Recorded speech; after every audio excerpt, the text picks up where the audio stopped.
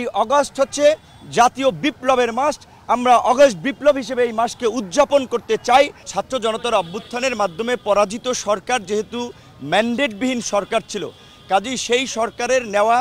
সিদ্ধান্তগুলো স্বাভাবিকভাবেই গণবিরোধী। আমরা 15ই অগস্ট শোক দিবস সহ বিভিন্ন গুরুত্বপূর্ণ সিদ্ধান্ত যে সরকার নিয়েছে সেগুলো রিভিউ করতে বলেছি এবং আমরা সহ এখন পর্যন্ত যতগুলো রাজনৈতিক দল আজকের এই সভায় অংশ নিয়েছে, প্রধান উপদেষ্টা এবং অন্যান্য উপদেষ্টাদের সাথে তারা পরিষ্কারভাবেই বলেছে 15ই অগস্ট এই অগস্ট হচ্ছে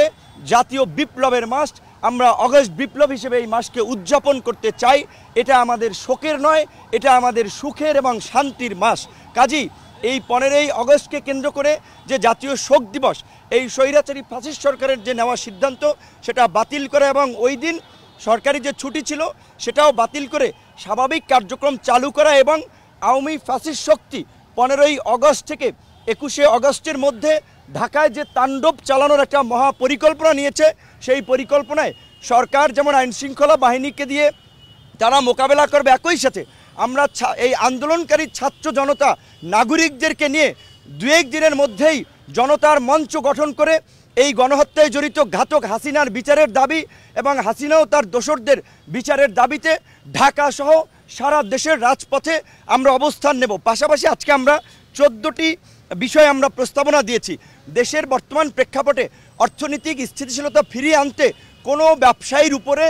আপনার হয়রানি না করা, সবাইকে নিয়ে মতবিনিময়ের মাধ্যমে ব্যবসায়ীদের স্বাভাবিক কার্যক্রমের সুযোগ দেওয়া,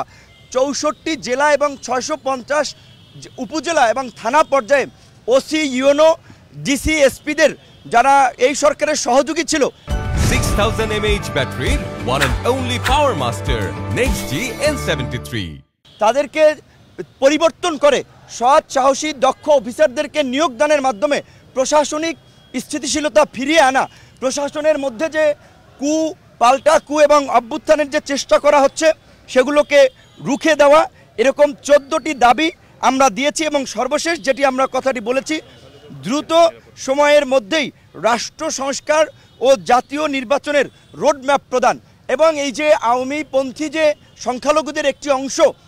আপনার যে বিভিন্ন ধরনের প্রপাগান্ডা এবং বিভ্রান্তি ছড়াচ্ছে, নির্যাতন, হামলা মামলার এবং সেটাকে প্রমোট করছে ভারতীয় কিছু মিডিয়া, এই বিষয়ে আমরা সরকারকে জানিয়েছি এবং আমরা অনুরোধ করেছি সংখ্যালঘুদের এই হামলা মামলার বিষয়ে তদন্ত করার জন্য একজন সংখ্যালঘু বিচারপতি কিংবা বিশেষ ব্যক্তির নেতৃত্বে একটি তদন্ত কমিটি করে এই ঘটনার বিষয়ে আপনার ব্যবস্থা নেওয়ার এবং উপদেষ্টাদেরকেও আমরা সংখ্যালঘুদের সাথে মত বিনিময় করার আহ্বান জানিয়েছি। কারণ বিপ্লব উত্তর বাংলাদেশে কেউ অনিরাপদ নয়, সকলে নিরাপদ এবং সকলকে নিয়েই আমরা আগামীর বাংলাদেশ গড়ে তুলব এবং সেই বাংলাদেশ মানবিক সমৃদ্ধ বাংলাদেশ গঠন করার জন্য উপদেষ্টাদের যেই সময় প্রয়োজন, যেই সহযোগিতা প্রয়োজন, তার সবটুকুই সব রাজনৈতিক দল করবে, সেই কমিটমেন্ট উপদেষ্টাদেরকে তারা করেছে।